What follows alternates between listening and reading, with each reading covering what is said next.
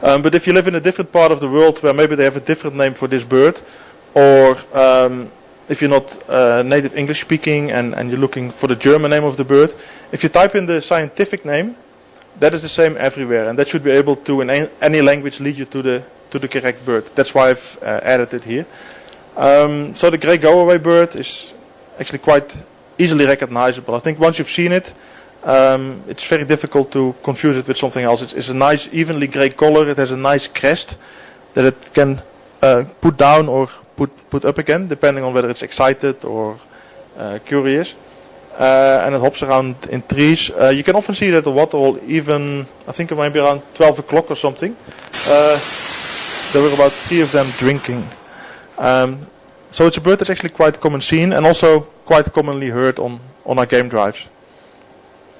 The second bird from this group is called the lilac-breasted roller, and the reason why it's called that, I think you can see it from the picture. It has a very beautiful lilac-colored breast, and the rest of the colors are also very nice and very, very pretty. Even me with my color blindness, I can really appreciate the color and the prettiness of this bird.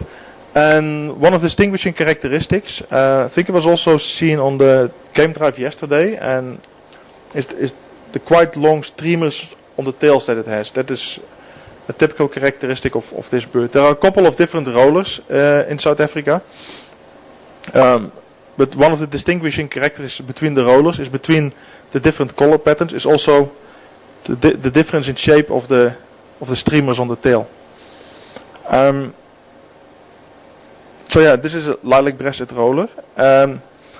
Even the Latin name says something about that, because caudata actually means with a tail. So that's the people that gave it its scientific name also recognized that it had a beautiful, beautiful little tail.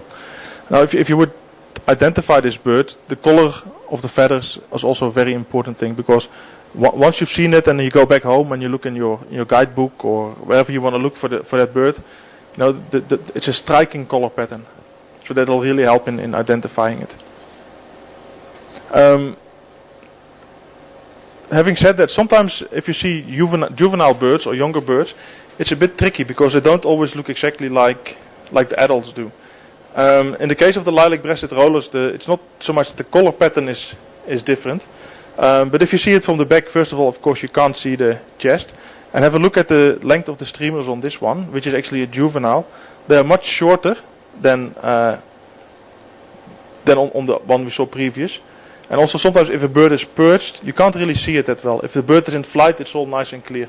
So again, you won't always be able to see all the characteristics, but having seen a bird a certain number of times, even now if it's facing away from you, you probably will at least be able to say, okay, hey, this is a roller. And then you can check in your book and see, it's the lilac-breasted, or maybe it's a European roller or a racket-tailed roller.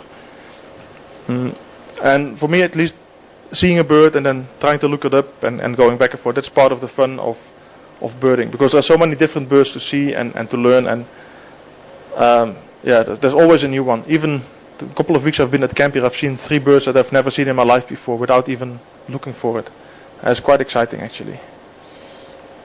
A very common one, and one that is also I think would be recognized by most people all around the world as a turtle dove, because you don't have them in Africa, you also have them in large parts of Europe. I'm not sure whether you have them in the US, I suspect so, but actually I don't know that for a fact, so I'm not going to make a statement about it one way or the other. But here, one of the recognizing characteristics of this bird, what is clear, is the little black collar that it has. And apart from the shape, which is typical dove and pigeon shape.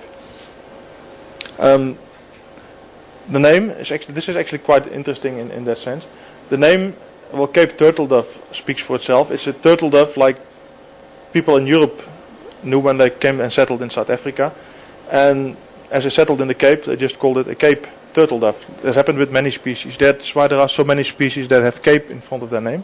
But even the scientific name in this case, if you look at Streptopilia capicola, which actually means, strepto means collar, pilia means dove or pigeon, so that means it's a collared pigeon, Kapi comes from the Cape, and Kola means to inhabit or to colonize. So it's a colored pigeon that lives or inhabits the Cape. So that's the scientific name. That's actually quite good, because that once you know that name, then it tells you something about the bird. Some people have asked also about how to distinguish a Cape turtle dove from a mourning dove or from a red-eyed dove. I'm not going to go into that now. In one of the next shows I will take a group of birds and then tell you about how to distinguish between them. So then we would go into maybe how to distinguish a mourning dove from a Cape turtle dove and from a red-eyed dove. Those can be quite subtle changes. If, for instance, just to touch on it, if you look at a red-eyed dove, it looks very similar to a Cape turtle dove. There's a small difference in the color, the way it looks, and as the name says, it has a red ring out around the eye. But in the field, that's not always easy to see, and it's a bit bigger than a Cape turtle dove. But we'll go into that some other time. But even if you would mistake a Cape turtle dove for a red-eyed dove or something else, you still know that it's a dove, and you know quite a lot about what the bird is like and how it lives and other things. Then the fourth one on our list, by far the biggest one, and a very beautiful big raptor. As you see, this picture is actually, it's taken, it looks like it's being in captivity. It's actually not, it's taken in Maholo Hollow, which is a animal rehabilitation center basically just down the road from here, maybe 30-40 kilometers from here. And if they have injured birds, in the case of raptors, it's often birds that have been poisoned, intentionally or unintentionally. They keep them and they rehabilitate them, and then actually they release them again. So these birds were in rehabilitation.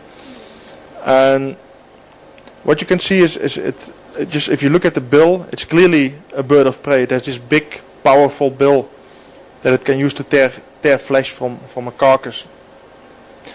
And if you also, I'm not sure actually whether you can see it on TV, because sometimes it cuts it off a bit. If you look at the talons, you see it has very strong and also very scaled talons.